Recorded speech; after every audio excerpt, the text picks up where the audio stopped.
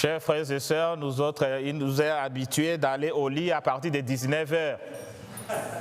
On dort un peu tôt pour nous réveiller, mais aussi c'est un thème pour notre méditation. On va faire un exercice et je demande à la chorale de me suivre attentivement parce qu'on va faire cet exercice avec vous et avec vous, toute la congrégation. C'est ce que j'ai fait dans nos écoles francophones. Les enfants les maîtrisent bien, pour les amis qui sont ici. Il est ressuscité qui... Voilà, vous connaissez un peu, c'est comme ça. Je vais dire, il est ressuscité qui, Jésus de Nazareth, ou dans nos cœurs, et après on va applaudir pour le Seigneur, ok? Ok. Il est ressuscité, Jésus, ou...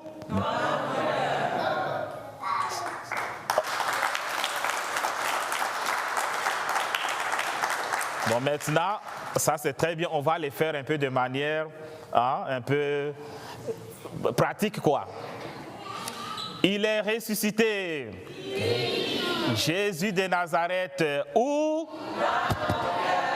on acclame le Seigneur. Voilà, merci chers frères et sœurs. Aujourd'hui, c'est une grande joie. Une grande joie parce que nous nous sommes préparés pendant 40 jours dans la prière, dans le jeûne, dans la pénitence, dans l'exercice de la charité pour célébrer cette journée avec joie.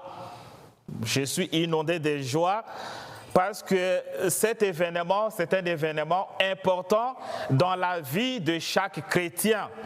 Parce que si Jésus-Christ n'était pas mort et ressuscité, comme dira Saint Paul demain, notre foi, c'est-à-dire votre foi et ma foi seraient vaines. Mais si nous avons la foi, si nous portons fièrement ce nom de chrétiens, pour la simple raison que Jésus a connu la passion, Jésus a connu la mort, et finalement il est ressuscité d'entre les morts. Et ça, c'est une joie que personne ne peut nous l'enlever comme chrétien. Voilà pourquoi je vous demande de vous habiller de cette joie, de porter cette joie dans vos cœurs, pour que cette résurrection puisse s'étendre dans nos familles, au lieu de nos travail, dans nos quartiers, dans notre pays. Ça, c'est très important. Et vous l'avez remarqué avec moi, sur le plan forme, aujourd'hui, on a lu beaucoup de lectures. Normalement, il est prévu 7 lectures. 7 lectures. Mais pour des raisons pastorales, pour des raisons pratiques, nous en avons retenu juste 4, plus l'évangile, ça fait 5. Donc il y a encore 2 lectures que nous devons compléter maintenant. Bon, on va compléter à la maison. Voilà. Et c'est pour nous dire que la parole de Dieu doit être au centre de notre vie. La parole de Dieu doit être au centre de notre vie. Et c'est ça le thème principal. La foi vient de ce qu'on écoute. Et ce qu'on écoute, c'est la parole de Dieu. Et si cette parole pénètre dans nos oreilles, et si cette parole trouve un écho, prend une forme au niveau de notre mémoire, et si cette forme est mûrie par l'action de l'Esprit Saint, ça descend dans le cœur. Et si ça descend dans le cœur, ça commence à porter de germes, de racines. Et si cette racine devient solide, maintenant ça peut éclore ces germes. Ça peut éclore ces germes à travers les actions. C'est ce qu'on appelle la foi. La foi vient de ce qu'on écoute, et ce qu'on écoute prend forme, gesticulation dans nos têtes et descend dans le cœur. Si le cœur a une terre fertile, ça prend des racines, et si ça prend des racines, ça fait éclore des germes. Et les germes, c'est quoi? C'est bonté, charité, serviabilité, don de la prière, don de l'écoute, les différents dons que nous avons, don de servir l'Église, don de nous mettre au service de nos frères et sœurs. Voilà pourquoi on nous a lu successivement de différentes lectures, parce que c'est la base de notre foi. C'est l'essence même de notre vie chrétienne. Ça, c'est la première des choses. Et puisque nous célébrons cette Pâque, la Pâque en hébreu, Pascha, Pascha veut dire tout simplement passage, passage. Et passage vient du verbe passer. Passer, c'est-à-dire un verbe de mouvement. On ne peut pas s'asseoir, on dit « Ah, je suis en train de passer ». Non. Quand on dit « Je suis en train de passer », aussitôt, on se met en route pour passer. C'est très important, c'est symbolique, et nous avons écouté dans la lecture du livre de l'Exode comment le peuple d'Israël sont arrivés à passer de l'Égypte vers la terre promise. Vers la terre promise. Ils ont opéré un mouvement qui demande une force, un mouvement qui demande une énergie. Et pour nous ce soir, c'est le passage de ténèbres à la lumière, de la nuit au jour, de la mort à la résurrection, de la mort à la résurrection. Et de ce fait, ce passage exige de chacun et chacune de nous de prendre encore une deuxième résolution. Après la résolution qui ont été prises durant les 40 jours, maintenant, nous devons prendre une autre résolution avec le Christ.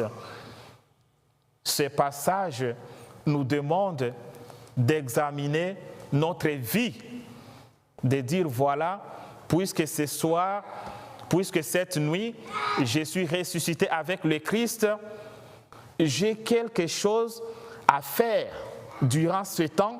Et je demande que par la grâce de l'Esprit Saint, que cette recommandation puisse trouver un écho. On peut se résoudre, ok, je pense que je néglige trop la vie de la prière. Je prends la ferme résolution aujourd'hui de prier autant de fois avec l'aide de l'Esprit Saint. J'ai des difficultés à pardonner, mais je prends la ferme résolution avec l'aide de l'Esprit Saint de traverser de l'autre côté, d'être ouvert au pardon. Des pensées toujours impures qui me viennent de temps en temps. Je vais remplacer ces pensées impures par la parole de Dieu. Le temps que je consomme pour la pensée qui ne sont que des pensées mauvaises, je vais prendre 15 minutes pour la parole de Dieu. Or, 5 minutes, ça dépend. Et je vais écrire ça quelque part pour que ce soit un objet que je me suis fixé. Et Saint Paul nous parle de l'eau parce que les enfants d'Israël ont traversé l'eau à pied sec quand nous avons chanté dans les psaumes. L'eau que nous allons bénir pour nous purifier spirituellement doit nous rappeler les baptêmes que nous avons reçus. Et aujourd'hui, ce soir, c'est une bonne nouvelle que je vous annonce. Notre cher frère Patrick, qui a été déjà baptisé, va recevoir le sacrement de confirmation. Ça, c'est une grande joie pour notre paroisse. Et je vous demande, s'il vous plaît, d'applaudir pour lui. Il est là avec nous pour ce sacrement. Voilà qu'il va recevoir ce sacrement de confirmation et qui va le mettre sur la route de l'Église. Pourquoi y faire? Pour porter des fruits.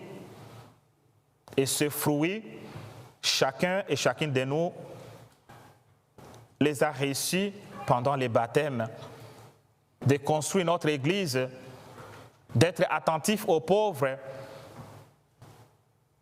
mais aussi de nous ouvrir à la miséricorde de Dieu. La résurrection du Christ est pour nous une lumière, comme nous représente ce cierge pascal. Et cette lumière, comme je l'ai dit souvent, a deux rôles. Premier rôle, ça doit chasser l'obscurité, chasser les ténèbres de notre vie. Et ce n'est pas le dernier rôle. Le deuxième rôle, ça doit éclairer, que les gens puissent voir les œuvres visibles, que les gens puissent voir des actions concrètes que nous devons poser comme chrétiens durant ces temps. Chers frères et sœurs, que la résurrection du Christ nous apporte la paix, la joie, la bonté, la réconciliation, l'amour. Qu'elle fasse de nous des messagers de bonnes nouvelles auprès de nos frères et sœurs.